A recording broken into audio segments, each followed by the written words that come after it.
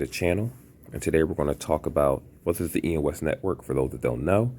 And basically, this channel is about tech, unboxing tech, talking about tech, and just topics in general. And today we're going to talk about the biggest disappointment since what was that terrible game that came out? Anthem. There we go. I was going to say Fallout 76, but Anthem takes the cake too.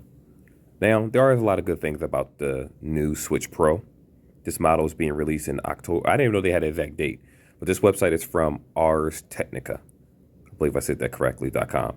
So I have to give just dues to who owns the channel. Not channel, but website.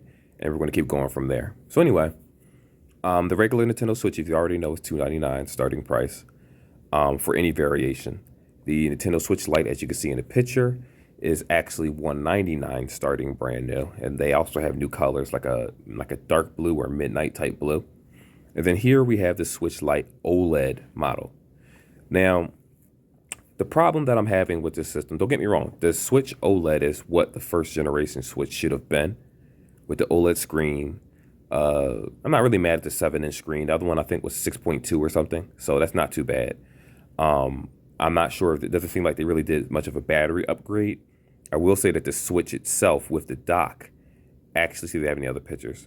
I guess they don't. But the Switch and the dock itself actually looks a lot more current gen.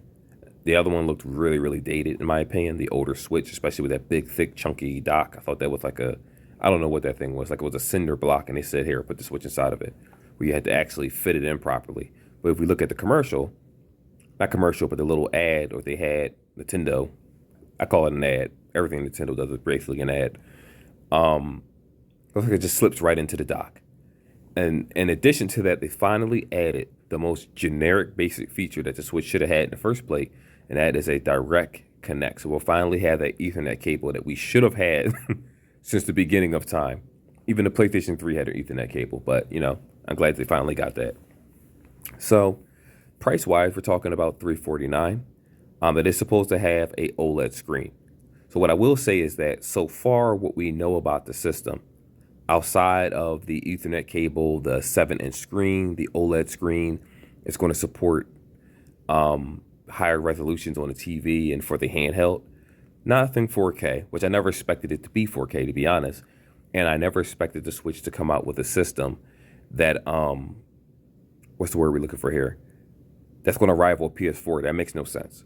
Because the price to make a handheld system to rival PS4, the bottom line price, they're going to end up charging $500-$600 for that system.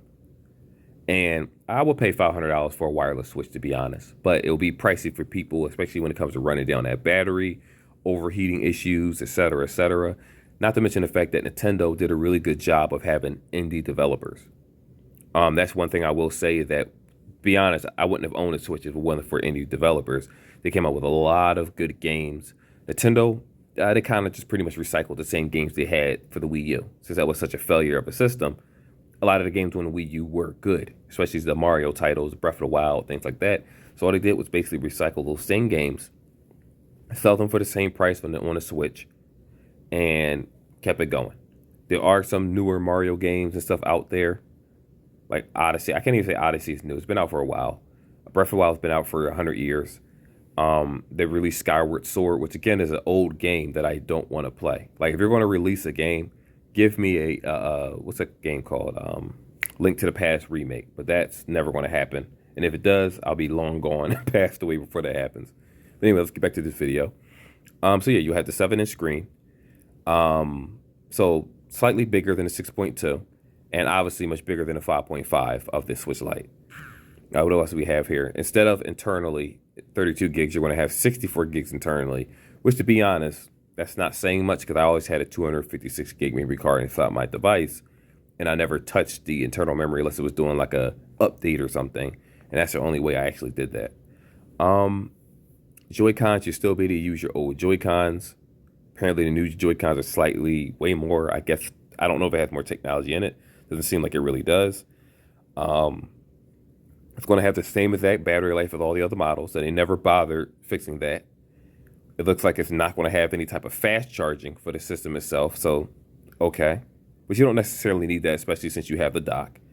Joy-Cons are physically the same.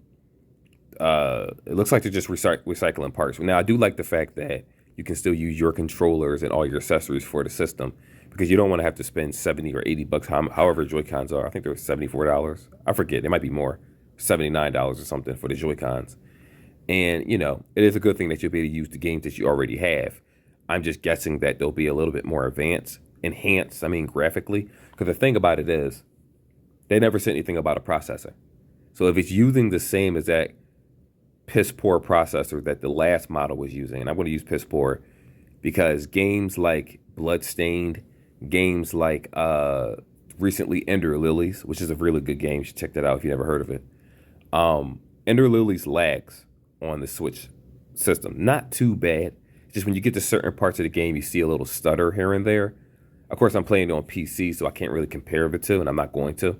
But Ender Lilies isn't some game that requires great graphical content to play. As a matter of fact, my phone ran Bloodstained better on my phone than it did on the actual Switch, and that's telling. And I don't have some super high-end device. I have well, I guess you could say I kind of do. I have a OnePlus 8T with 12 gigs of RAM and all that. But regardless, phones can run games better than a Switch. So if there was ever a Nintendo a system or a hack that allows you to play Switch games on the phone, guess what? Every game is going to run better on the phone, a high-end device, than it would on an actual Switch system. Of course, I don't expect the best graphical content. I didn't think that we're going to release Dark Souls 2 and Dark Souls 3 and all these other games on the Switch. That's not the type of console it is, and that's perfectly fine. I will never be mad at something like that. But to sit here, I can't even be mad at the price also because it's only $349. You're just paying a little bit more money for the bigger screen, the Ethernet cable, the better dock. I am curious to whether your old Switch can fit in this dock. I hope that's something that they bring up to see if it's possible. But you'll have the OLED screen, so it'll be a sharper picture. Personally, I don't play my Switch in dock mode ever, really. Except maybe if I'm sitting at the dining room table, my wife is cooking, she wants me to be in the room with her, I'll dock it on occasion. But most of the time, I'm watching Crunchyroll anyway, or just playing on my phone. But like I said, I can honestly say that this is what the Switch should have been in the first place, especially with the dock, the Ethernet cable. These are just basic features that every system in the world already has. The games are going to be the same. Looks like the games are still going to play for the original Switch. To be honest, it's kind of a monumental disappointment if we're talking about upgrades. But again, you can't get sucked into all the rumors that these YouTubers and bloggers are telling you with speculations. This isn't like the next iPhone. We had an idea of what each iPhone is, so we can speculate on the next one because it's just minor increments and increases. But the Nintendo system, they're not trying to be Sony. They're not trying to be Xbox. Again, I would prefer it if it had enough power to handle, say, a game like Mass Effect Collection. I doubt we'll ever get that on a Nintendo Switch. That'd be awesome if we did. I would even love a Dragon Age collection of the original one, the Dragon Age 2 and Inquisition. But again, you're never going to get games like that, probably, even on the Switch, even if they did make them. It's the same thing. So if you already own a Nintendo Switch, I'm going to be honest with you, this is an absolute waste of time. Unless you're trying to connect it to the dock through Ethernet. And again, we don't even have an accurate reading of what the speeds are going to be, what the max speeds will be with the Ethernet connection. We have no idea. So you just take it as it is. And then another thing is we have to worry about scalping. So what I would suggest is, stores like GameStop, they tend to have that pre-order where you can put, I think it might be like $50 down for the system. I'm actually going to do that this year. I've never pre-ordered a system, but this will actually be the first time I try it. Because when I get this system, I guess I'll use it to replace my Switch. I'll just do a comparison, unboxing, all that type of fun stuff, and just see if it does play better. But what I will see is,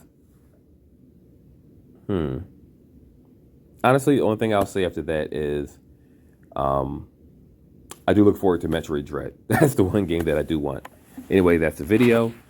Hope you guys like. If you're interested in the Switch, hey, comment below and say why you're interested. Personally, I look at it as the same exact thing.